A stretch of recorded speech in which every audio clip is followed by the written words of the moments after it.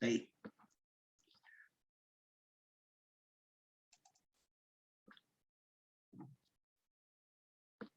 Ok.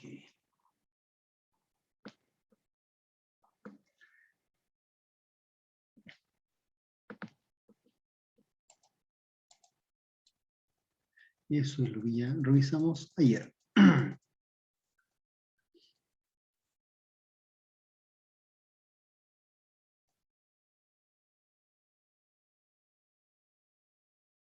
Eso sí, también lo vimos.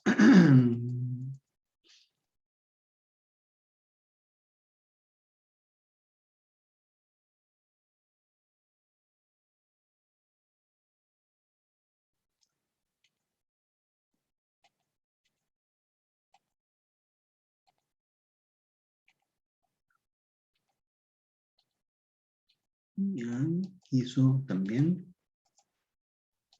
Y hasta ahí me parece que llegamos. ¿Este ejercicio lo hicimos? ¿Sí?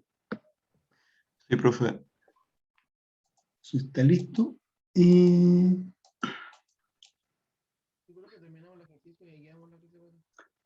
me parece que fue hasta acá. Y lo que vamos a ver ahora es el deflactor. ¿Mm? ¿Qué era el deflactor? Deflactor del PIB, eso es lo que faltó por ver, ¿no?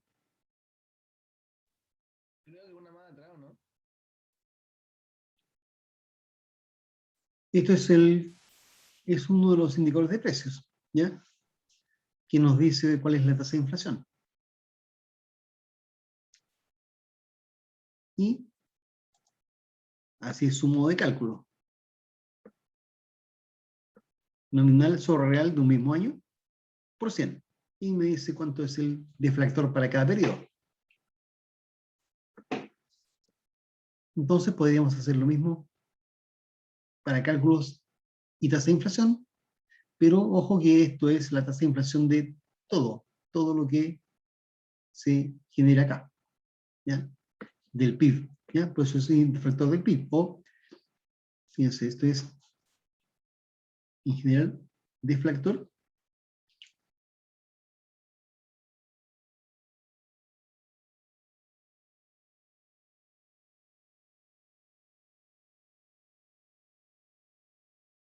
deflactor, o también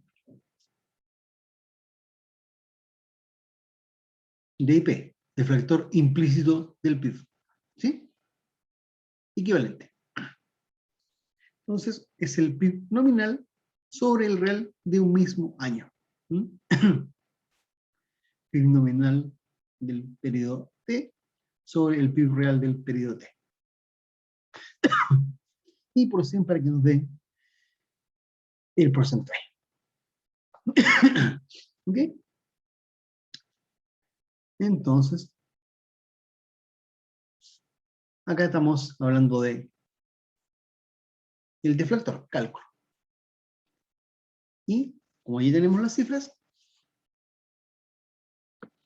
nominal sobre real y por 100 y tasa de inflación. Lógicamente aquí dice ND no determinado para el año base porque no hay una situación con la cual comparamos, pero los demás sí. ¿Ya? Entonces, tenemos acá 100. ¿Por qué sale 100 del año base? Porque eso se da por definición, dado que es el mismo valor, ¿ya? Nominal sobre real. Por eso siempre es 100, ¿ya? Y así para los siguientes. 102.8, 112.1 y la tasa de inflación que ha habido respecto del periodo anterior. Y podríamos también calcular qué pasaba con la tasa respecto del periodo base, ¿ya? ¿Cuánto da la tasa del periodo base en cuanto a la inflación? Del último. ¿Mm? ¿Cuánto dará eso?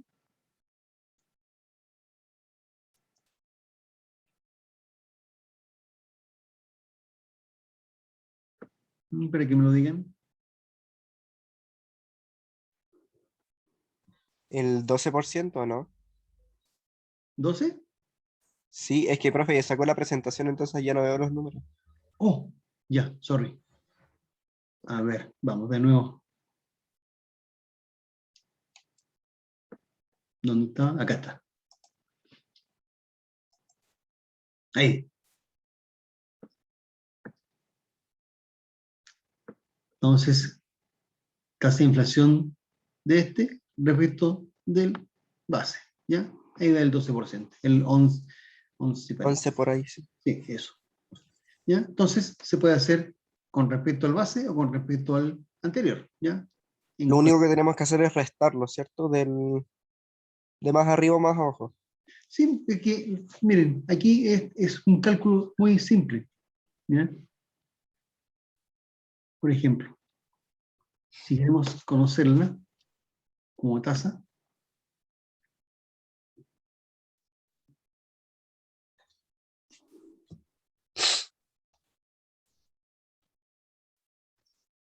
es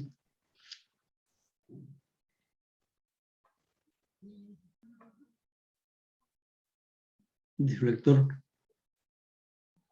T menos deflector T menos 1 sobre deflector T menos 1 y todo eso por 100, ¿cierto? Así, o por la diferencia, porque de aquí, si es respecto al base, aquí tuvimos 102.8 y va a aumentar los precios en un 2,8. Aquí como lo estamos haciendo respecto del anterior, del 9.1, pero comparado con el base daría el 11. ¿Ya?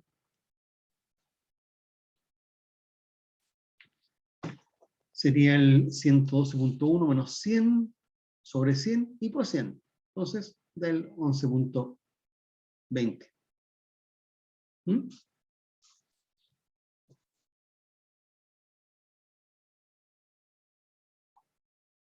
Y aquí tenemos algunos tips para esto. Para trabajar con las variaciones porcentuales. Cuando queremos saber para dos variables x y, ¿cuál sería la variación porcentual que hay de x por y? Es la suma de la variación de x más la suma, más la de la variable y. ¿Ya? Y ahí como ejemplo, si tenemos un salario o sueldo por hora que aumenta en un 5% y estamos trabajando un 7% más de horas, entonces queremos saber cuánto aumentaría nuestro ingreso, sería 7 más 5, aproximadamente. Estos son cálculos aproximados, por eso aquí está ese símbolo que no es exactamente igual, sino que es aproximado. ¿Ya? Eso. Eso nos da una relación aproximada de cuánto aumentaría el salario. Lo mismo que si queremos ver la variación ahora en división. ¿Ya? En este caso, no es suma, sino que es una resta. Es la variación que hay en x menos la variación que hay en y. ¿Ya? También es el cálculo aproximado. Por ejemplo, tengo aquí el deflactor, que es el nominal sobre el real, y por 100, y que si el nominal creció un 9% y el real un 4%, entonces la tasa de inflación es aproximadamente la diferencia, el 5. ¿Ya? Son tips para poder establecer en forma rápida, ¿ya? Estas variaciones, ¿ya? Ya sea una variación en cuanto multipliquemos o cuando tengamos un cociente. O sea, o suma o resta. ¿Ya? Son para sacar aproximaciones rápidas, pero bastante bien aproximadas. ¿Y qué cosas tengo encadenadas con esta cifra del PIB real? ¿Ya? Que los precios van variando y eso hace que tengamos que ir haciendo cambios en el periodo base.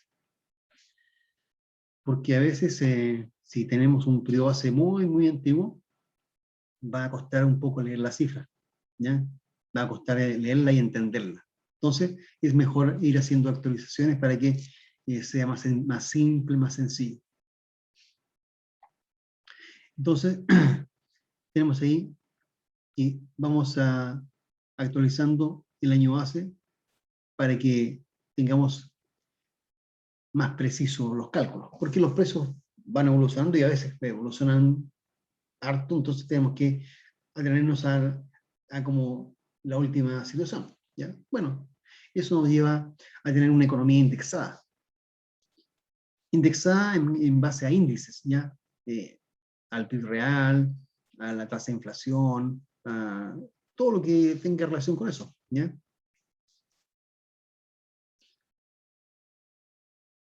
Y el PIB nominal, que está a precio constante, se utilizan bastante porque esas dos situaciones están bastante bien correlacionadas. Y además es muy fácil, ya es muy fácil de hacer el cálculo. Entonces, pero sí hay que tener en cuenta que el real es el que puede usarse para ver la tasa de crecimiento, no el nominal. Porque si no, eso nos lleva a tener algún error conceptual. Y el IPC. ¿Qué es el IPC?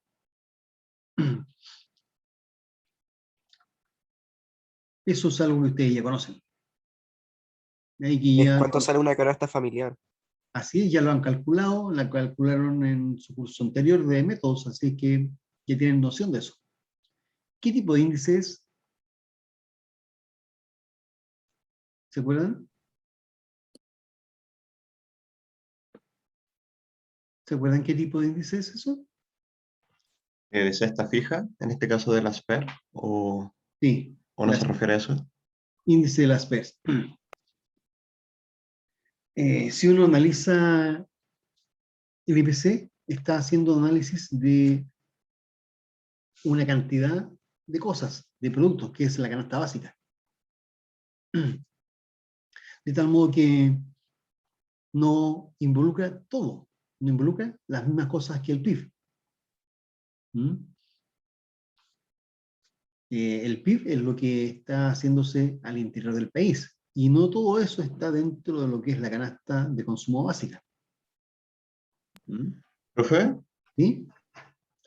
¿qué tan erróneo sería decir que el deflactor del PIB sirve más que nada para ver el crecimiento en los factores productivos, en este caso más asociado a las empresas, y el IPC tal vez más hacia el consumidor? Ya, es que el IPC sí va más directo a lo que es el consumidor. El deflactor involucra todo, o sea, todo lo que ha habido en relación a los precios de lo que se ha hecho aquí en el interior del país. O sea, involucra tanto lo que es alguna parte de la canasta, más todo lo demás que está fuera de la canasta. O sea, también es útil, pero más útil es, si uno quiere saber alza del costo de vida, es a través de la canasta, del IPC. ¿Ya? Lo otro también se puede utilizar, pero es más utilizado el IPC porque ahí refleja realmente casi lo que es el alza del costo de vida. Después vamos a ver por qué en algunos casos esto no siempre es tan preciso o perfecto. ¿Ya? Algunas cosas que vamos a ir detallando. ¿Qué otra cosa tengo que hablarles de eso? Fíjense, cuando uno ve lo que es el deflactor, analiza todo lo que está ahí involucrado en cuanto a producción, cantidades y precios de esos productos. Cuando uno analiza el IPC, el índice de precios al consumidor, relaciona cómo han ido evolucionando los precios solo de una parte de lo que se ha producido. Y además de una parte de cosas que no se han producido aquí al interior del país. ¿Ya? O sea, el IPC tiene otras cosas distintas a lo que es el deflactor. Vamos viendo. También mide el nivel general de precios, pero en la canasta básica. ¿Ya? El deflactor mide el nivel general de precios, pero de lo que se ha producido en el país, al interior. ¿Y quién lo hace? El BLS en Estados Unidos, el INE en España, el INE en Chile. ¿Ya? Instituto Nacional de Estadística. El encargado de hacer estas mediciones. Todo esto que les he dicho, en general, de los indicadores, son cálculos aproximados, son estimaciones. Son estimaciones básicamente porque sería muy costoso medir todo, ¿ya? Porque eso sería hacer censos, y eso conlleva mucho más tiempo y más recursos. Entonces, además es más caro. Pero esto otro se hace, y se hace en forma continua, es consistente en el tiempo, y por lo tanto es confiable. Porque además se trabaja con un nivel de confianza de más del 95%, que estadísticamente eso es aceptable. ¿Ya? Bien. Los usos, ¿ya? Indica los cambios en el costo de vida de una familia tipo. Tasa de inflación, ¿ya? Tasa de inflación que uno va apreciando a través del tiempo. Entonces, si ustedes se dan cuenta, la tasa de inflación que tuvimos durante el mes de julio, ¿les recuerdan cuánto fue? 0,8. 0,8%, que en la parte estimativa, antes de que apareciera la cifra, era la mitad. Bueno, eso se vio influenciado porque ha subido en general la mayoría de las cosas que están dentro de la canasta. Cosas que se han producido aquí al interior, producto de hechos como, por ejemplo, las pocas lluvias, la sequía, que han hecho subir precios de frutas y verduras, así como también la evolución del dólar, que ha hecho subir los precios de los productos importados, entre ellos el petróleo, por ejemplo los plátanos que no se producen acá, pero sí se compran, y ahí se consumen y son parte de la canasta, cosas así. Profe, ¿Sí? ahora que tocó el tema de las importaciones, ¿el deflactor del PIB no considera importaciones o sí? Ya que al ver el PIB usa exportación neta, eso es descontando importación. Sí, pero está considerando exportación e importación, pero considera eso, pero considera todo. Entonces, de ese todo, hay cosas que están en el IPC, hay cosas que no están ahí. ¿Ya? Porque importamos petróleo y está dentro de la canasta del IPC. Importamos maquinarias pesadas, eso no está en la canasta del IPC. ¿Ya? Entonces hay que tener bien clara la diferencia de qué está y qué no está en cada caso, para no tener errores en los cálculos. Claro, porque en el libro de Mankiw sale eso, que el deflactor solo comprende bienes interiores y los bienes importados no forman parte del PIB. Eso lo saqué textual. Todo lo que se ha hecho en el interior es deflactor. Producto Interno Bruto, deflactor del PIB, de lo que se ha hecho aquí al interior del país. ¿Ya? Pero sí está considerada la exportación, porque eso se hizo acá. ¿Ya? La exportación se considera porque eso se hizo aquí, al interior. Eso es lo que vendimos hacia afuera. Eh, Profe, ¿Sí? en este sentido, entonces el deflactor del PIB podría tomar en cuenta cosas como, por ejemplo, los bienes de capital, que son cosas que el IPC, digamos, no tendría una influencia, digamos, porque no tiene nada que ver con lo que consumen las personas, sino que lo pregunto porque el semestre pasado, creo, yo cometí ese error de tomar en cuenta el bien de capital en la canasta del IPC y claramente no lo Así, consumen las personas, por lo tanto no tendría que haberlo tomado en cuenta. así es. Pero por eso pregunto sobre, en ese Sí. sentido, la opinión de capital con el deflactor del PIB. Es correcta su observación porque el bien de capital es algo que consume una empresa, ya sea que se haya producido aquí en el interior o sea, se hizo aquí, o sea un producto que lo estemos importando, pero lo consume una empresa y no una familia. Una Claro, familia que consume, tendría que ver más con los factores productivos de los otros bienes que sí se consumen, digamos, por claro, parte por de las ejemplo, una personas. familia no consumiría una grúa horquilla, porque eso, ¿para qué lo sirve? Si no, en su casa no va a hacer apilaciones de pallets, cosas así, a no ser que sea una empresa que Claro. se dedica, ¿ya? Ujú. Y ahí ya no es una familia, sino que es una pyme o algo parecido, ¿ya? Una pequeña empresa. Entonces, no forma parte de la canasta del consumo familiar, de una familia tipo, pero sí forma parte del consumo de un bien que compra una empresa. Entonces está dentro del deflactor, pero no está dentro de la canasta básica, ¿ya? Ah, ya, bacán. Y entonces en ese sentido, también tomando en cuenta lo que había preguntado Felipe, ¿se tomaría solo los bienes de capital que se hayan producido acá en el país o también bienes de capital que se puedan importar, así como maquinaria y otras cosas? Para Ujú. el deflactor es lo que se ha hecho aquí al interior, porque es producto Ah, interno, ya, ¿ya? vale. Producto Sí, interno bruto, buenísimo. Gracias, profe. ¿ya?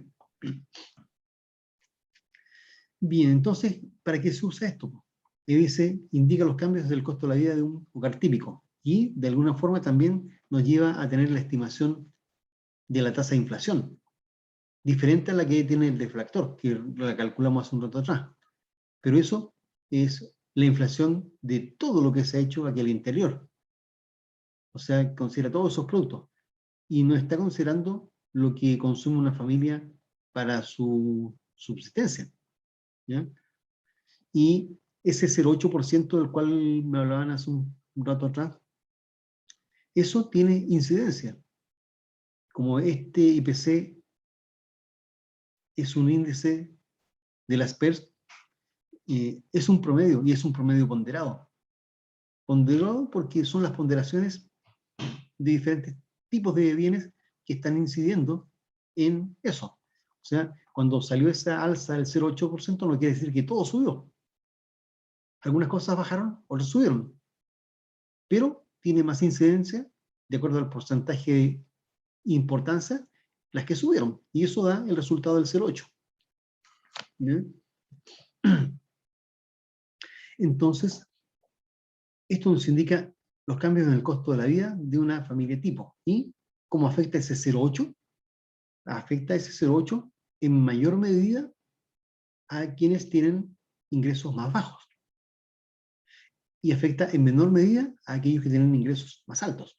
¿Ya? No es lo mismo un 0,8% que se aplica a una familia con un ingreso de 400.000 pesos a una familia que tiene un ingreso de 3 millones, por ejemplo. ¿Ya? Y las últimas mediciones que se hicieron es que en la mitad de la población nacional gana 400.000 pesos o menos, lo cual estamos hablando ahí de las remuneraciones que han ido surgiendo en este contexto. ¿Ya? Bien. ¿Qué más hay? Tenemos que decir que aquí, por medio de este indicador, o sea, esto más nos lleva a tener ese concepto de la economía indexada, porque muchas cosas se ajustan por este IPC. La parte de los contratos, por ejemplo, contratos de trabajo, contratos de arriendo, de inmuebles, de casas, departamentos, de oficinas, ¿no? Entonces, esta indexación nos lleva a tener esta situación en la cual los créditos van variando de acuerdo a esta inflación. Y el Banco Central también está de por medio porque tiene su incidencia en poner las tasas de interés. Así es que, bajo esta perspectiva, bueno, aquí vemos la parte de los contratos. Algunos contratos sí sufren reajuste, a lo mejor algunos son cada 3 meses, eso depende de las condiciones que se estipule el contrato y de la empresa que lo haga. Entonces, algunos contratos se reajustan cada 3 meses, otros cada 6 meses, otros una vez al año, otros nunca. O sea, ahí no hay reajuste. Entonces, bueno, ahí es peor todavía, porque el alza del costo de la vida, la tasa de inflación, va generando que el poder adquisitivo sea cada vez menos. ¿Mm? Entonces, si ustedes se ponen a analizar eso, cuando los contratos son reajustados cada 3 meses, hay una pérdida durante esos 3 meses y después hay ese nuevo reajuste y quedan ahí a la par. Cuando se reajustan cada 6 meses, lo mismo. Y los que se reajustan una vez al año han tenido tasa de inflación durante todos los meses previos y recién al año se hace el reajuste. Es decir, han sufrido una pérdida de poder adquisitivo durante todos los meses que vienen hacia atrás, lo cual disminuye su ingreso en términos reales. ¿Ya? No su ingreso nominal, porque su ingreso nominal es el número de unidades monetarias que se gana. ¿Ya? Se ganan 500.000 pesos. Y esos 500.000 pesos se ganan mes a mes. Pero si la tasa de inflación va siendo positiva cada vez, esos 500.000 pesos alcanzan para menos cosas. Y eso disminuye el poder adquisitivo, el poder de compra de esos 500.000 pesos. O sea, el ingreso real es más bajo cada vez. Entonces, eso nos permite también hacer las comparaciones de las unidades monetarias durante el transcurso del tiempo, ¿ya? Cada año, cada 6 meses, cada 3. Y en aquellos casos donde no hay reajustes, bueno, la pérdida del poder aún es más grande. ¿Ya? Entonces, debido a eso también ahí surge la otra situación que está encadenada a esto, pues. La unidad de fomento, la UF. Entonces, cuando surge el cálculo del mes del IPC, bueno, significa que, de acuerdo a ese cálculo, supongamos el 0,8% que salió en julio, quiere decir que desde el día 9 de agosto hasta el 9 de septiembre, la UF va a subir en un 0,8%. Se va a ir reajustando en un 0,8% durante ese periodo y se puede hacer el cálculo dividiendo ese 0,8% para ver cuánto sube cada día. Por eso, por ahí vamos a llegar a una cifra cercana a los 30.000, porque ahí vamos, son ahora 29.000 y tanto. 30.000 va a llegar la cifra y va a después a ser más alta. ¿Ya? Y eso incide en los créditos. En los créditos, especialmente en los de largo plazo, porque son en OF.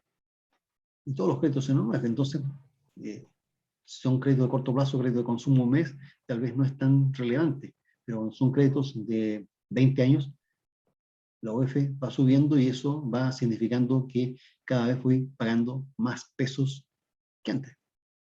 ¿Ya? Entonces, hay varias cosas que están ahí relacionadas con este IPC. Profe, Sí. tengo una duda. O sea, Bien. con el último punto de permite comparar monedas, ¿tiene que ver igual con la devaluación o no? ¿O se podría medir así o no? ¿Permite comparaciones de cantidades monetarias en el tiempo? Sí. ¿Tiene que ver algo igual con la devaluación de una moneda o no? La devaluación de la moneda es respecto de una moneda como el dólar, por ejemplo. ¿Ya? Porque en este instante, dada la mayor alza del dólar que hemos experimentado, nuestro peso, nuestra moneda, vale menos cada vez. Y esa es la devaluación. ¿Ya? Eso es como la moneda se ha depreciado. El peso se ha depreciado producto de que el dólar está teniendo mayor valor. ¿Ya? Eso es lo que usted habla como devaluación o en el fondo depreciación de la moneda debido a la comparación con una moneda dura, que en este caso es la relación con el tipo de cambio, que es el dólar. ¿Ya? Ok, profe.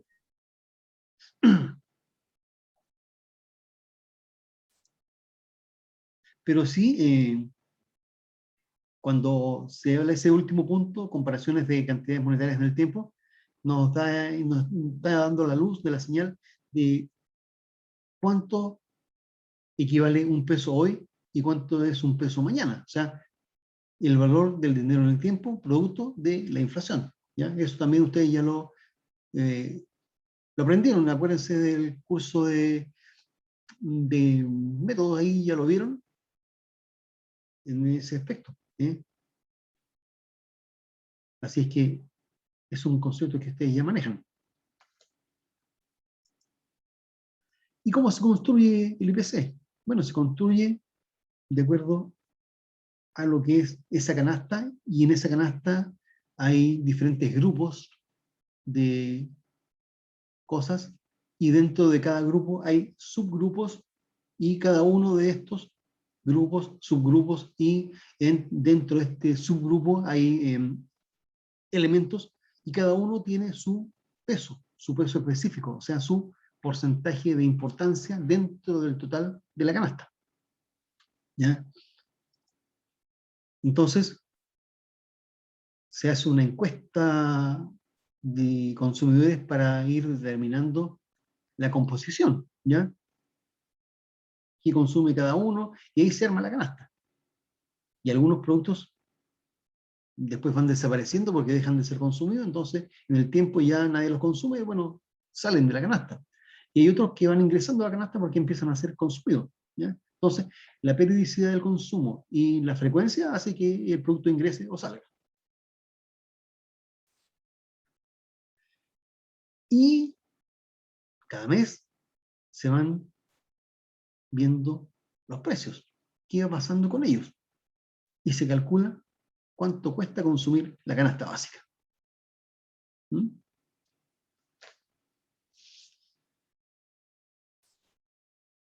Entonces, el IPC puede ser calculado de esa forma. El costo que tengo en un mes cualquiera comparado con el costo que tengo en el mes que elegí como base. Aquí también elijo un mes como base para tener la referencia del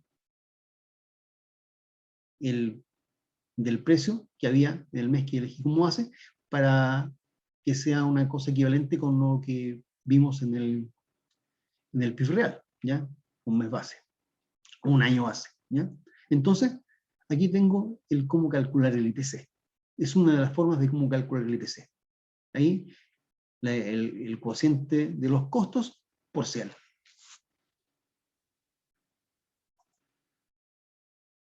Aquí tenemos una cosa muy simple, suponiendo que tengo solo esa canasta.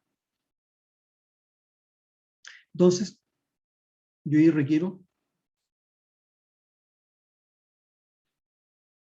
porcentajes, puede ser, o son solamente viendo costos en cada periodo. El año 17, el 18, hasta el 20. Entonces, tengo aquí los precios, que me van diciendo cuánto me cuesta la canasta cada año.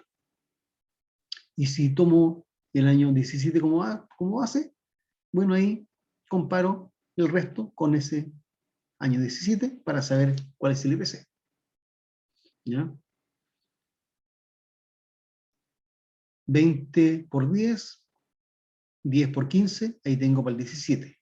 20 por 11, 10 por 15, tengo para el 18.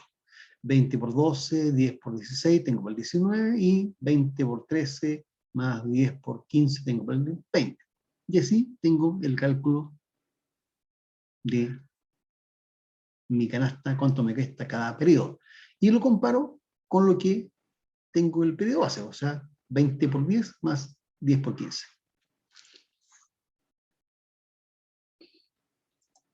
¿Ya? Entonces calculamos el costo cada año y con eso, usando el periodo 17 como base, calculamos la tasa de inflación. ¿Ya? Respecto al periodo anterior o respecto del base. También puede ser respecto del base.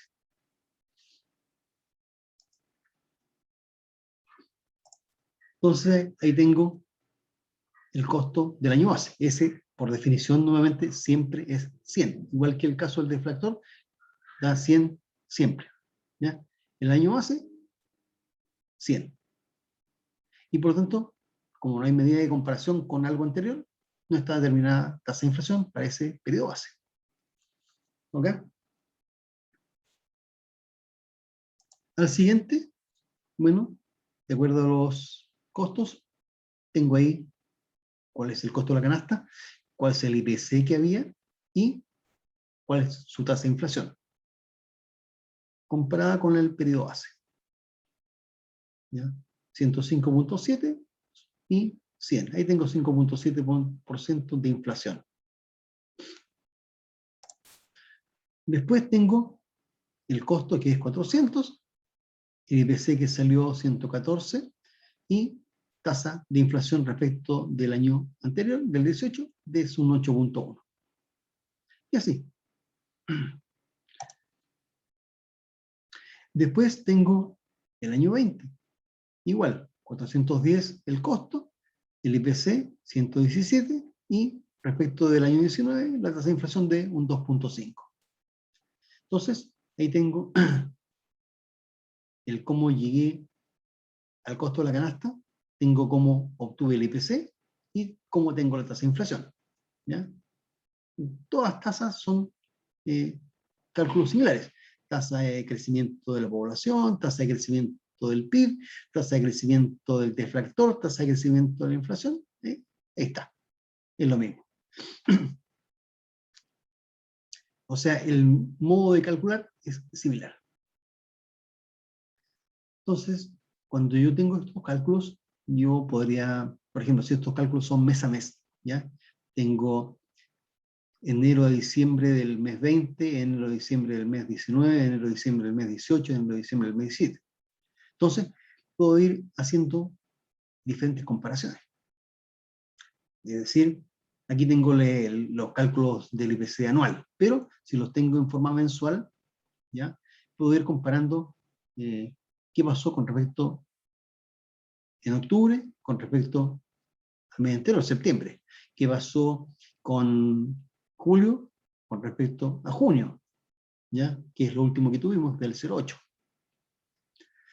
Y eso es cómo varían los precios de esa canasta en ese mes. Pero yo puedo hacer un cálculo de qué pasa durante todos los meses de marzo, del año 20, del 19, del 18, del 17. ¿Qué pasa durante el mes de marzo en esos periodos? ¿Qué pasa el mes de febrero en cada uno de esos años? ¿Qué pasa el mes de septiembre en cada uno de esos años? Entonces, voy teniendo tendencias de cómo se comportan los IPCs en cada mes en particular, que me permite a mí conocer que, por ejemplo, la tendencia del mes de marzo es que siempre haya un IPC al alza. La tendencia de septiembre, lo mismo. La tendencia de enero, tal vez que sea una IPC a la baja, o a lo mejor variación nula. Entonces, son cosas que uno puede ir estableciendo a través del tiempo, porque los comportamientos van siendo similares. Y eso, de elaborar una tendencia, ustedes ya la saben hacer, así que no tendrían problemas para eso. ¿Ya? ¿Cómo se compone entonces esta canasta? Ahí está con lo que les había expresado anteriormente. Hay grupos y dentro de cada, por ejemplo, aquí tengo un grupo de el 15.1%, que en este caso el celestito C es el de comida bebida. 15.1%. Eso quiere decir que dentro de ese grupo 15.1% es el peso que tiene dentro de la canasta total. Pero dentro de ese grupo hay subgrupos. ¿Ya? Por ejemplo, está el subgrupo de pan, galletas, cereales. Y tiene un porcentaje dentro de ese 15. Y dentro de ese 15, ese grupo, ese subgrupo que tiene ese pan, cereales y galletas, cada elemento que está ahí, pan, cereales y galletas, tienen también su peso específico, ¿ya? Su porcentaje de relevancia. Entonces, cada elemento tiene un peso. Cada grupo tiene un peso, cada subgrupo tiene un peso, para conformar este estimado de la canasta del IPC.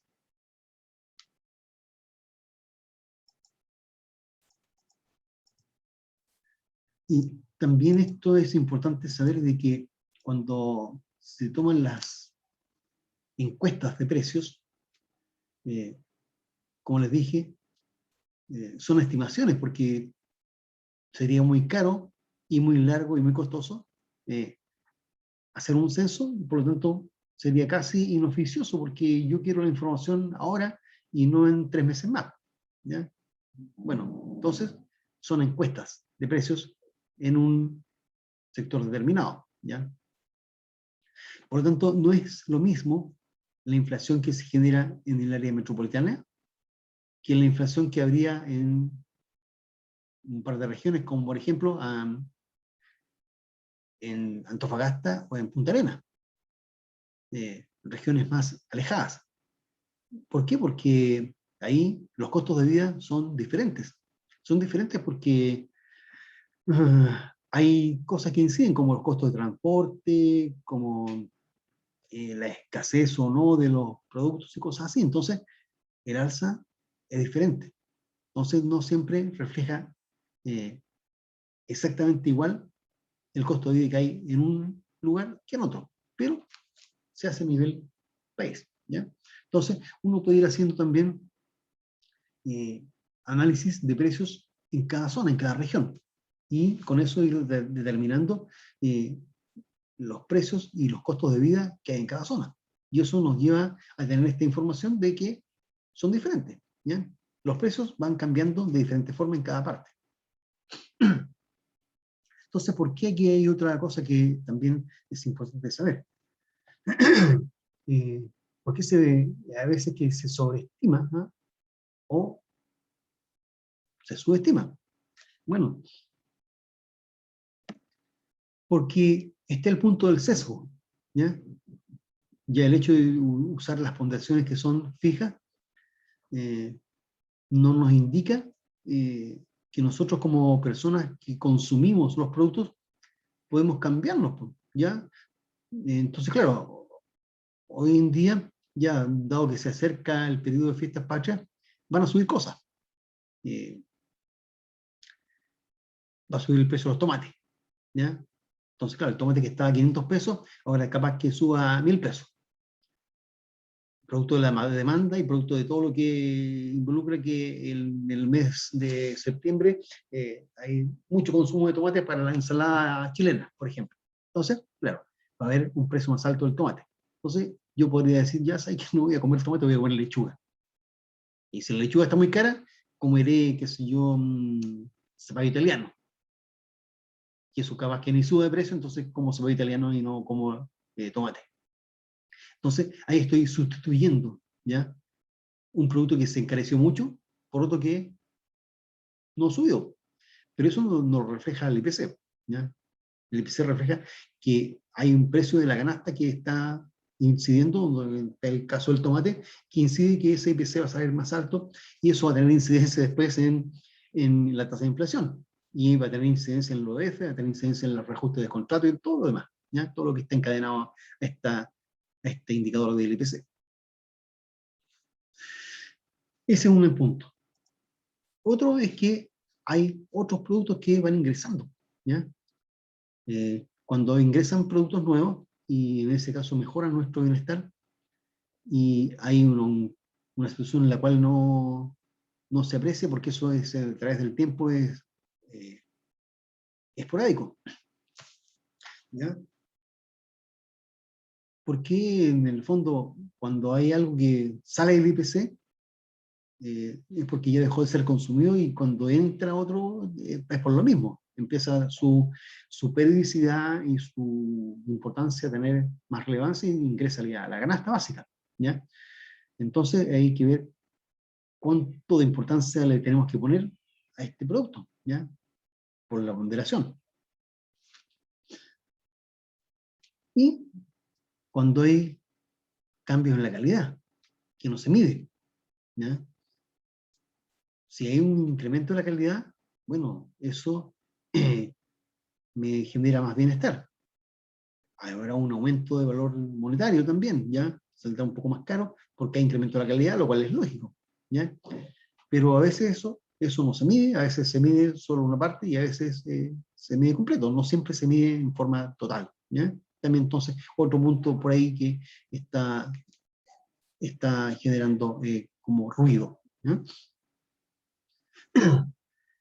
Bien. Aquí vamos entonces a ir a ver algunas cositas que están dentro de esta relación del IPC con el deflactor, ¿ya? Lo que decía usted pues, hace un rato, el precio de los bienes de capital, ¿ya? ¿Ya? Se incluyen en el deflactor si son hechos acá, ¿ya? Si son importados no, pero si son hechos acá, sí, porque hay una empresa que se dedica a fabricar maquinaria pesada y que tiene calidad, bueno, va a estar dentro del deflactor, ¿ya? No si son importados porque es lo que se ha hecho al interior, solo acá. Bueno, ahí está entonces lo que está en el deflactor. Pero no está en el IPC, porque una familia no consume ese producto. Ese producto lo consume una empresa que va a ser destinado para producir otros bienes que sí, ese otro bien lo va a consumir una persona, una familia, ¿ya? Pero no está en el IPC. Los precios de los bienes de consumo que son importados. En el caso de la maquinaria, por ejemplo, bueno, ya, esos no están en el deflactor. Porque no se ha hecho acá, se hizo afuera. Lo importamos. No está en el deflactor. Pero puede que esté en el IPC. ¿Ya? No producimos autos. No está en el deflactor. Pero sí producimos otras cosas. ¿Ya? Como no producimos autos, no están en el deflactor, pero sí están en el IPC. El precio de los autos está en el IPC. Entonces, otro punto. No producimos plátanos, pero está dentro de la canasta del IPC de consumo, plátano. Entonces, eso lo compramos afuera. Lo compramos en Ecuador. ¿No? Entonces, está en el IPC. Son las cosas que tenemos que ir considerando entonces para ver qué está y qué no está dentro de la canasta del IPC y qué está y qué no está dentro de lo que es el deflactor.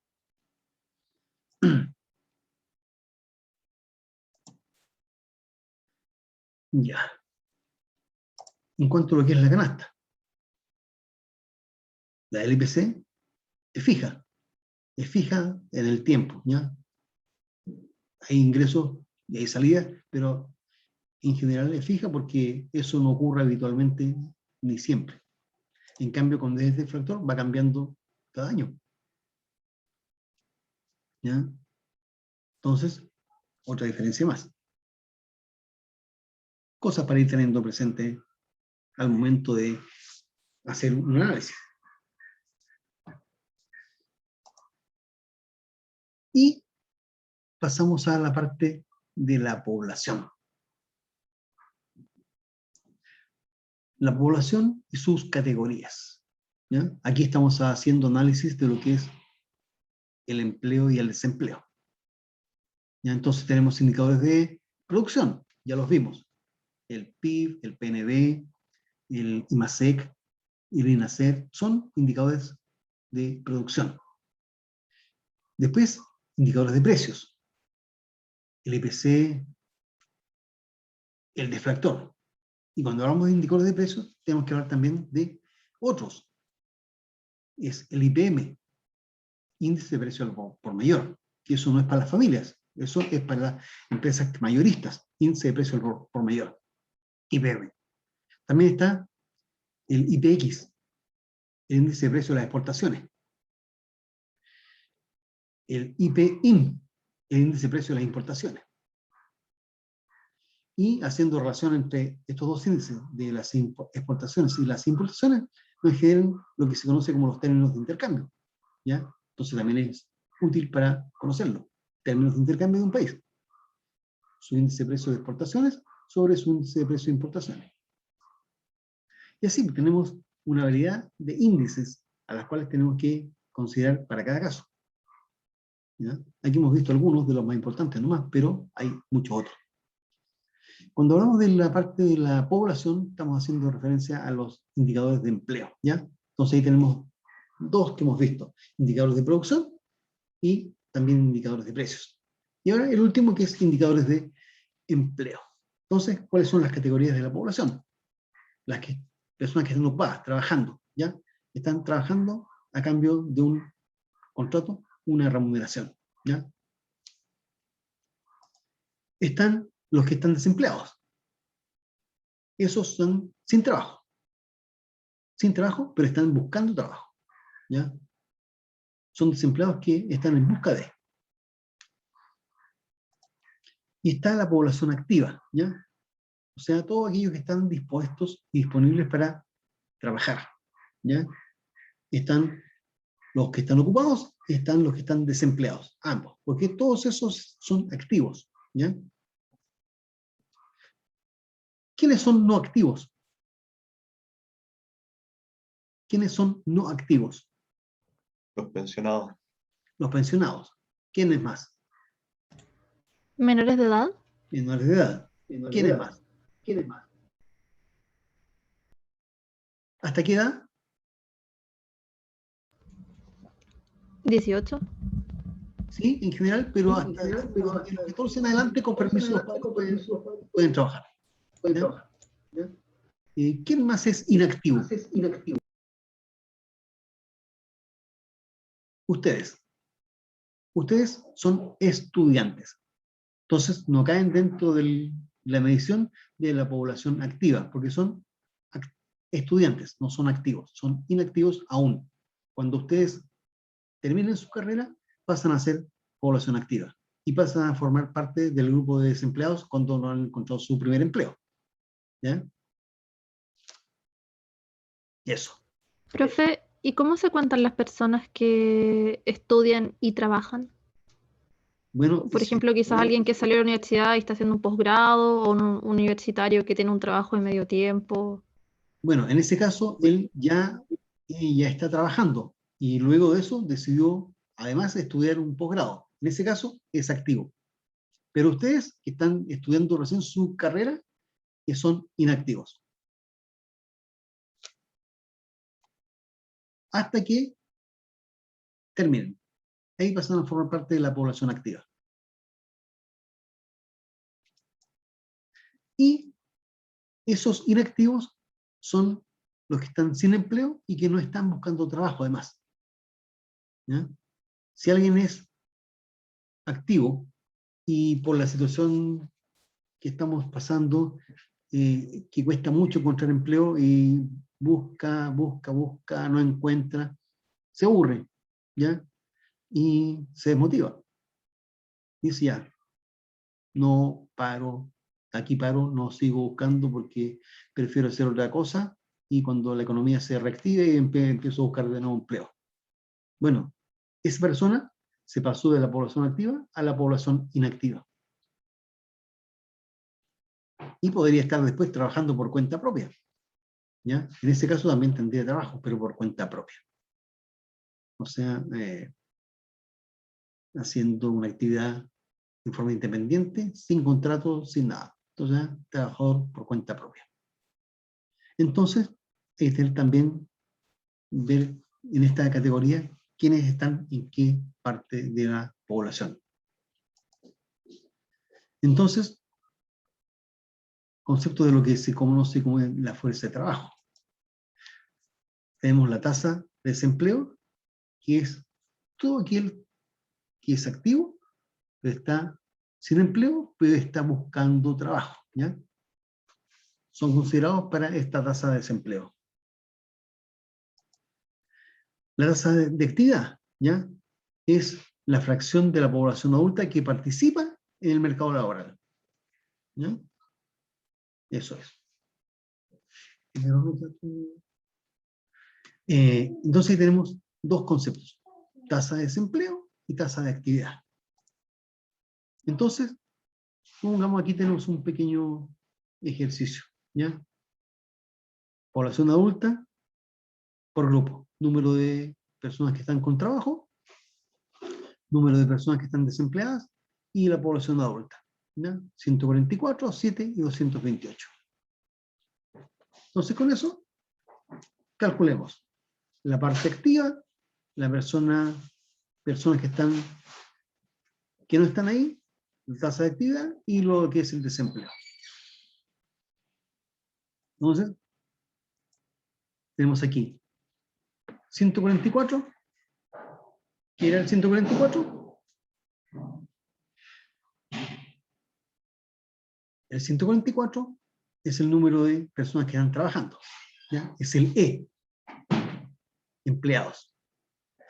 El U, en este caso MU, es una M acostadita, pero aquí sale como U, ¿ya? Es la cantidad de personas que están desempleadas, ¿ya?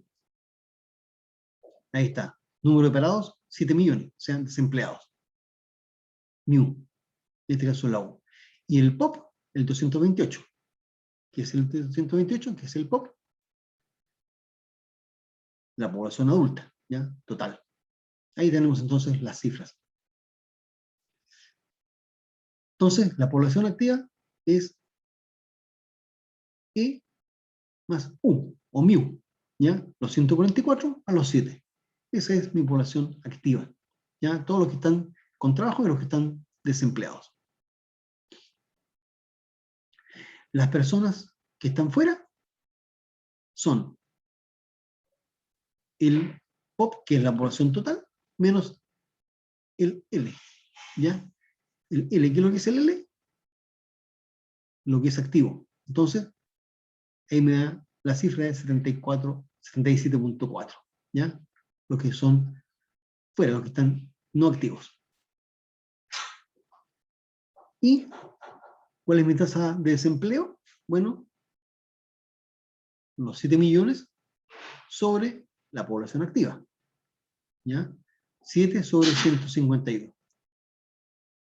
Eso me da un 4.6% de desempleo. ¿Mm? Entonces está el cómo ir calculando de acuerdo a lo que tenemos como datos, y eso sirve para la información estadística en cada caso. ¿Y cuál es mi tasa de actividad? L sobre el total, ¿ya? Que es la parte activa sobre el total de población, ¿ya? Eso me da un 66%. Entonces ahí tenemos el cómo ir haciendo los cálculos para cada caso. Entonces tenemos también encuestas, encuestas de establecimientos, ¿ya? ¿Quién lo hace? El INE, el BLS, dependiendo de quién sea el que lo está haciendo en cada país, ¿ya? Y aquí en las empresas está fácil porque dice, bueno, cuántas personas están trabajando acá, y eso ya nos da el dato de la población que está con empleo, ¿ya? Y bueno, esto cosa no es exacta, son estimaciones porque también algunas personas trabajan en forma independiente por cuenta propia, ¿ya? No están en empresas.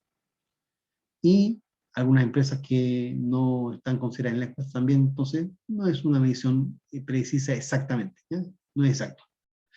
Pero sí es una aproximación, es una estimación. Y hay unas cosas ahí que son aspectos más técnicos que están a partir de todos los datos. Bueno, por eso son estimaciones. Entonces aquí tenemos el resumen de lo que hemos hablado en todo esto, aparte de lo que vimos al comienzo, clase pasada. Entonces, el PIB, el nominal, el real, el deflactor, ¿ya?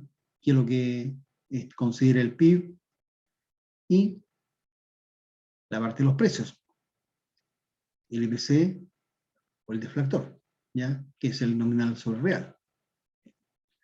y lo que es el empleo y el desempleo. ¿Ok? Eso es entonces lo que hemos visto ahí y que en algún aspecto eso ya lo pueden ver en el capítulo 9 que les puse en el aula, ¿ya? Ahí pueden revisar eso, en la parte de la medición de la actividad económica. Bien, pues llegamos hasta acá entonces y nos veremos la semana siguiente. Hasta el lunes, que tengan todos muy buen fin de semana y los espero el próximo lunes. ¿Eh? Que estén todos y todos muy bien. Hasta el lunes. Bye bye. Chao, chao. Chao, profe. Chao, grupo. Todo, profe. Chao, chao. Bye bye.